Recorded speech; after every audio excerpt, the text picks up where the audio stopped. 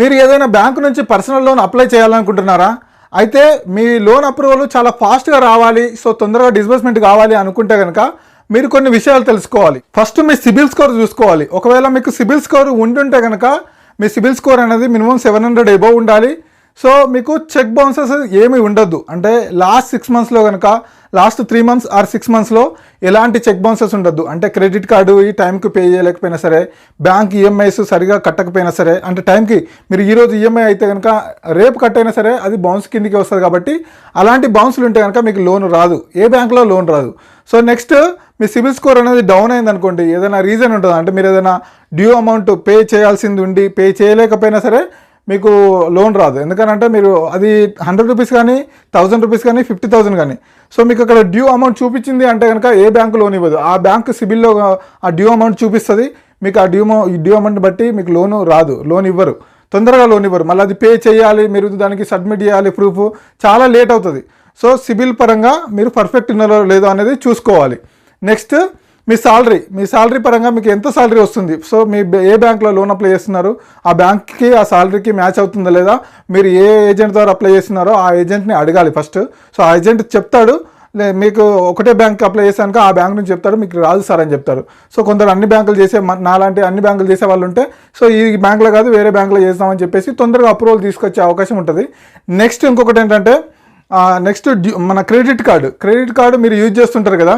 So credit card చాలా use చేస్తుంటారు, loan apply చేస్తారు. లోన్ అప్లై చేసిన తర్వాత నాకు సాలరీ ఇంత ఉంది, 50,000 ఉంది, అయినా సరే నాకు లోన్ రావట్లేదు, తొందరగా ఎలిజిబిలిటీ ఎక్కువ రావట్లేదు అంటే కనుక అది మెయిన్ రీజన్ క్రెడిట్ కార్డ్ అయి ఉంటుంది. ఎందుకంటే మీరు క్రెడిట్ కార్డు దానిలో మీకు అవుట్ స్టాండింగ్ ఒక 1 lakh 2 lakhs అలా యూజ్ చేసి ఉంటారు, మీరు లోన్ అప్లై చేస్తారు.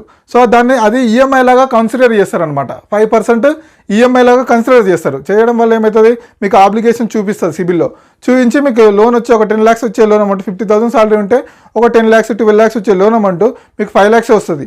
మీరు 10 lakhs అప్లై చేస్తే అది రాదు, సో తొందరగా రాదు. మీకు మళ్ళీ 10 lakhs కావాలంటే మీరు ఆ క్రెడిట్ కార్డు పేమెంట్ కంప్లీట్ చేసేసి సో దానికి ప్రూఫ్ ఇవ్వాలి. ఆ ప్రూఫ్ ఇస్తే ఆ ప్రూఫ్ సబ్మిట్ చేసి, అది చాలా లేట్ ప్రాసెస్ అనమాట. ఒక 1 week 10 days టైం పట్టొచ్చు.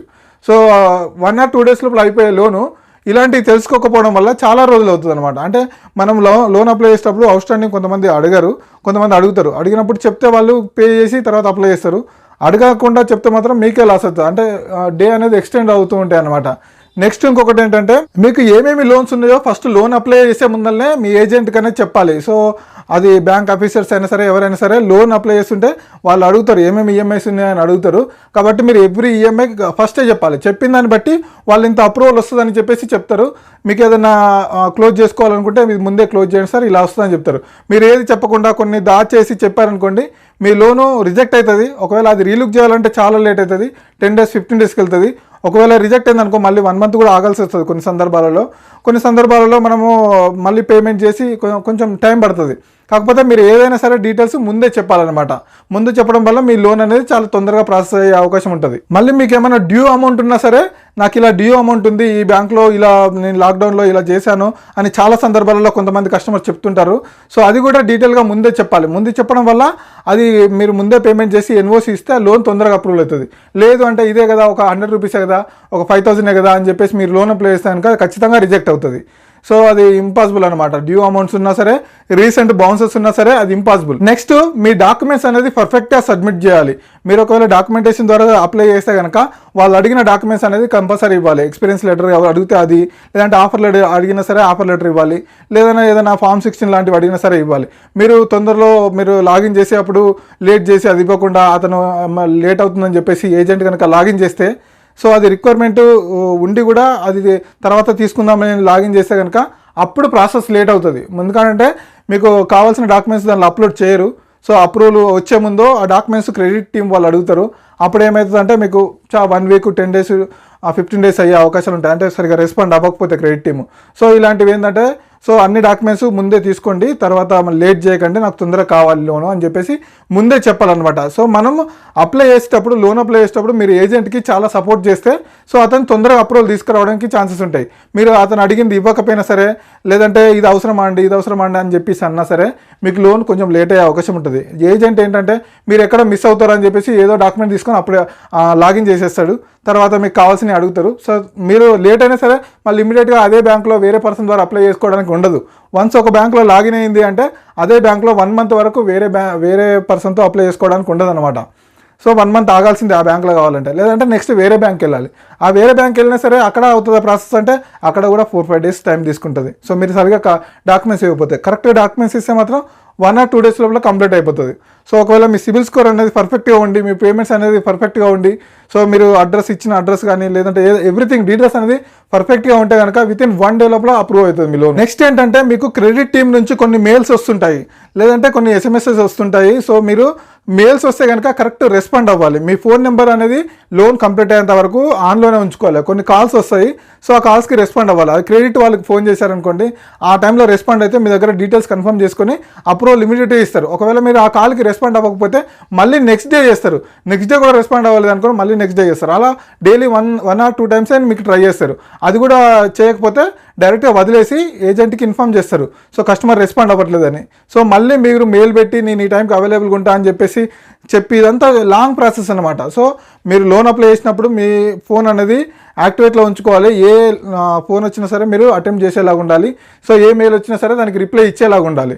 సో మీరు లోన్ అప్లై చేసినప్పుడు ఫోన్ నెంబర్ పరంగా యాక్టివేట్లో ఉంటే లోన్ కొంచెం తొందరగా కంప్లీట్ అయిపోతుంది అనమాట. నెక్స్ట్ కొన్నిసార్లు మీకు అడ్రస్ వెరిఫికేషన్ జరుగుతుంటుంది. సో అడ్రస్ వెరిఫికేషన్ జరిగినప్పుడు మీరు అక్కడ లేకున్నా సరే మీరు వేరే అడ్రస్ ఇచ్చారనుకోండి, సో అక్కడ అడ్రస్ వెరిఫికేషన్ చేసిన అతను డైరెక్ట్గా ఇక్కడ ఉండట్లేదని చెప్పేసి అప్డేట్ చేస్తారు. ఆ లోన్ రిజెక్ట్ అయిపోతుంది. రిజెక్ట్ అయిపోయిన తర్వాత మళ్ళీ మీరు అప్లై చేసుకోవాలంటే 1 month టైం పడుతుంది. రాంగ్ అడ్రస్ ఇచ్చారు కాబట్టి. సేమ్ బ్యాంక్లో సరే వేరే బ్యాంక్లో అప్లై చేసుకోవచ్చు, కానీ కరెక్ట్ అడ్రస్ ఇవ్వాలి. మీరు ఉండే అడ్రస్సే ఇవ్వాలి. ఒకవేళ మీరు అక్కడ లేకపోతే మీ ఓనర్స్ అయినా సరే అక్కడ ఉండి ఇక్కడే ఉంటున్నారని చెప్పాలి. మీరు డోర్ లాక్ ఉండి మీరు ఏదైనా వెకేషన్కి వెళ్ళినా సరే, ఇంటికి వెళ్ళినా సరే, నెగిటివ్ ప్లేస్ వెళ్ళినా సరే అట్లా చెప్పాలి. లేదంటే మీకు మొత్తానికి లేకుండా మాత్రం పాత అడ్రస్ ఎక్కడో వేకేట్ చేసిన అడ్రస్ ఇవ్వడం కానీ, లేదంటే ఇంకా వేరే ఫ్రెండ్స్ అడ్రస్ ఇవ్వడం కానీ చేస్తే రిజెక్ట్ అయ్యే ఛాన్సెస్ ఎక్కువ ఉంటాయి. సో మీరు ఉన్న అడ్రస్ ఇచ్చి మీరు లేకున్నా, మీరు ఆఫీస్లో ఉన్నా సరే అక్కడ కింద వాళ్ళు కన్ఫర్మ్ చేస్తే కంప్లీట్ అయిపోతుంది ప్రాసెస్. కాకపోతే మీరు లేకున్నా సరే ఇచ్చారనుకోండి, రిజెక్ట్ అయిపోతుంది. సో చాలా లేట్ అవుతుంది. ఇది కూడా ఒక one of the late process అనమాట. సో వన్స్ రిజెక్ట్ అయిందంటే చాలా లేట్ అవుతుంది ప్రాసెస్.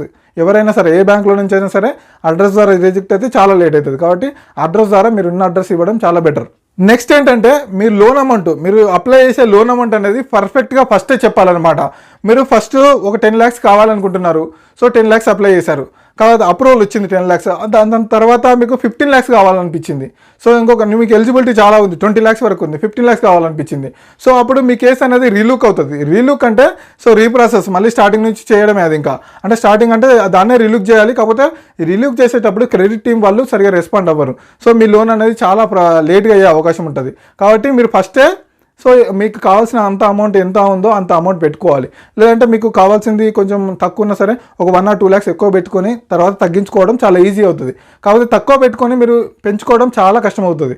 అది 2-3 days టైం తీసుకుంటుంది. కాబట్టి మీ లోన్ అప్లై చేసేటప్పుడు చాలా జాగ్రత్తగా మీకు ఎంత లోన్ అమౌంట్ కావాలి. ఇంకొకటి ఏంటంటే టెన్యూర్, మీరు తీసుకున్న tenure 5 years, 4 years, 3 years, 2 years ఫస్టే డిసైడ్ చేసుకొని చెప్పాలి. లోన్ అప్రూవల్ అయిన తర్వాత మీ టెన్యూర్ చేంజ్ చేయాలంటే మళ్ళీ 2-3 days టైం పడుతుంది. సో టెన్యూర్ దగ్గర కూడా మీరు చాలా జాగ్రత్తగా ఉండాలి. నెక్స్ట్ ఏంటంటే మీకు హెచ్డిఎఫ్సిలో ఆల్రెడీ లోన్స్ రన్ అవుతున్నాయి అనుకోండి, మీరు మళ్ళీ లోన్ అప్లై చేశారు. సో మీ ఆ లోన్ అనేది మీరు సపరేట్గా ఈఎంఐ కట్టవాలనుకుంటున్నారా, లేదంటే పాత లోన్ని క్లోజ్ చేసి దానిపైన టాప్అప్ చేయాలనుకుంటున్నారా అనేది క్లియర్గా చెప్పాలి. ఫస్ట్ ఏజెంట్కి క్లియర్గా చెప్తే సో మీకు టాప్అప్ కావాలంటే టాప్అప్ అప్లై అవుతుంది, ప్యారలల్ కావాలంటే ప్యారలల్ అప్లై అవుతుంది. అంతేగాని ఫస్ట్ మీరు ఏదో లోన్ అప్లై చేస్తున్నామంటే మీరు ఏం లోన్స్ ఉన్నాయి కూడా చెప్పకుండా సో డైరెక్ట్ అప్లై చేస్తే అది టాప్అప్లోనో లేదా ప్యారలల్గానో మీరు అనుకున్నట్టు అనుకోకుండా డైరెక్ట్ మీరు నార్మల్గా సపరేట్ లోన్ కట్టాలనుకుంటే టాప్అప్లో అప్రూవ్ అవుతుంది. ఆ టాప్అప్లో కావాలనుకున్నప్పుడు సపరేట్ లోన్ అప్రూవ్ అవుతుంది. సో ఇలా కాకుండా నాకు లోన్ ఉంది, దీనిపైన టాప్అప్ చేయాలి, నాకు సింగిల్ ఈఎంఐ కావాలని చెప్పాలి క్లియర్గా. లేదంటే నాకు లోన్ ఉంది ఆల్రెడీ, ఇది సపరేట్గా ఉండాలి అని చెప్పాలి క్లియర్గా. అలా చెప్పినప్పుడు సో ఎలాంటి ప్రాబ్లమ్స్ లేకుండా అప్రూవ్ అవుతుంది. అప్రూవ్ అయిన తర్వాత డిస్బర్స్మెంట్ కూడా చాలా ఇమ్మీడియట్గా అయిపోతుంది. ఇలాంటి రీజన్స్ అన్నీ కూడా మీ లోన్ లేట్ ప్రాసెస్ అవ్వడానికి కారణం అవుతాయి. కాబట్టి సో ముందే ఇవన్నీ మీరు తెలుసుకోవడం చాలా మంచిది.